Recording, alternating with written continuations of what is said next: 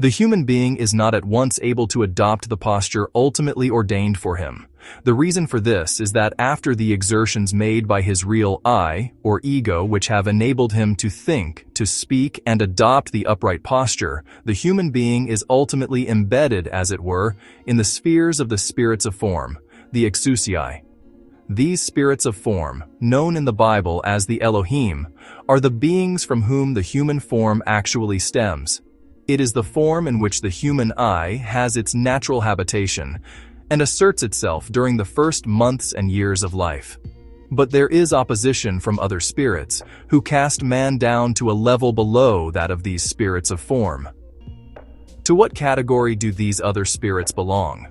The spirits of form are the beings who enable man to learn to speak, to think, and to walk upright.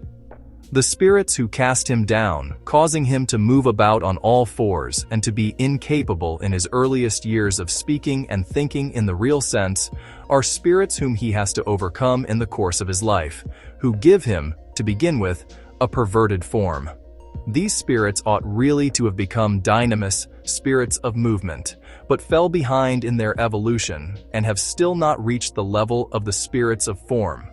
They are Luciferic spirits who have come to a standstill in their evolution, who work upon man from outside, consigning him to the sway of gravity out of which he must lift himself with the help of the true spirits of form.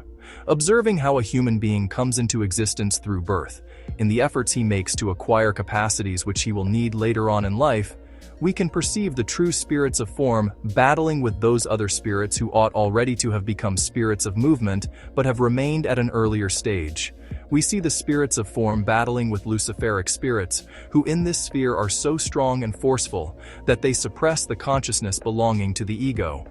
Otherwise, if Luciferic spirits did not suppress this consciousness, the human being at this stage of his life would realize, "You are a warrior.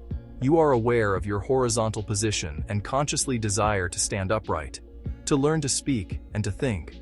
All this is beyond his power because he is enveloped by the Luciferic spirits.